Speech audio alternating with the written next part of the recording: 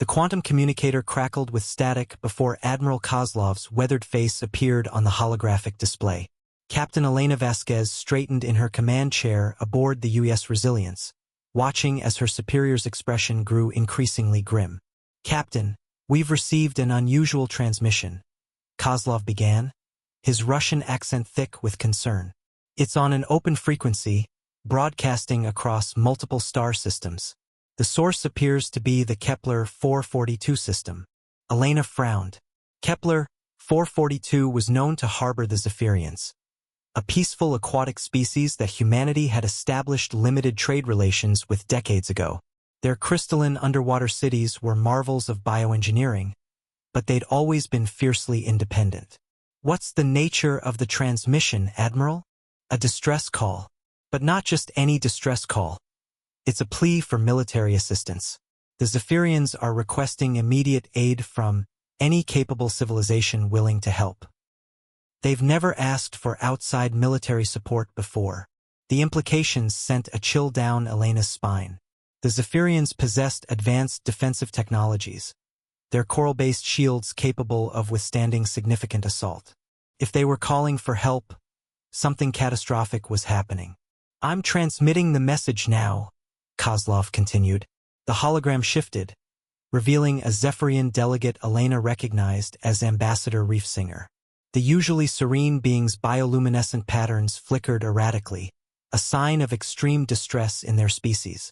"This is Ambassador Reefsinger of the Zephyrian Collective." The translation matrix rendered the clicks and whistles into human speech. "Our system is under siege by an unknown force. They arrived 3 cycles ago, massive vessels that consume matter itself. Our defensive networks have been compromised. Our cities are failing. We broadcast this message to any who might hear. We require immediate military assistance. We offer full technological exchange in return for aid. Please." Time grows short. The message ended abruptly, replaced by Kozlov's face. "Captain, the Admiralty has authorized you to investigate. The Fourth Fleet is being mobilized, but you're the closest vessel. ETA to Kepler 442. Elena consulted her navigation officer. 18 hours at maximum warp, sir. Make it 16. And Captain, be prepared for anything. We have no intelligence on this unknown force." 16 hours later, the Resilience dropped out of warp at the edge of the Kepler 442 system. What Elena saw through the view screen made her stomach clench. The system's asteroid belt, once a thriving mining operation for the Zephyrians, was gone, consumed down to scattered debris. In its place hung vessels unlike anything in the human databases. "My God," whispered Lieutenant Commander Hayes from the science station. "Captain, those ships, they're not just using the asteroid matter for fuel. They're converting it directly into hull material. They're growing." Elena studied the alien vessels, organic-looking constructs that seemed to pulse with malevolent life. "How many?" 17 confirmed, ranging from frigate to dreadnought class. "But Captain, they're surrounding the 3rd planet, the Zephyrian homeworld. Any sign of the Zephyrian fleet?" Hayes's face paled. "Wreckage, ma'am.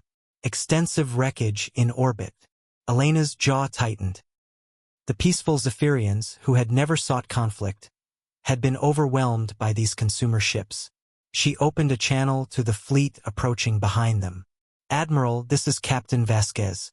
The situation is worse than anticipated. The unknown hostiles appear to be a devourer species. They consume matter to reproduce and grow their fleet.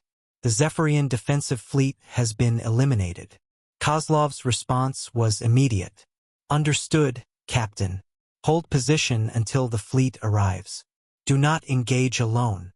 Elena stared at the feeding frenzy occurring around the Zephyrian homeworld.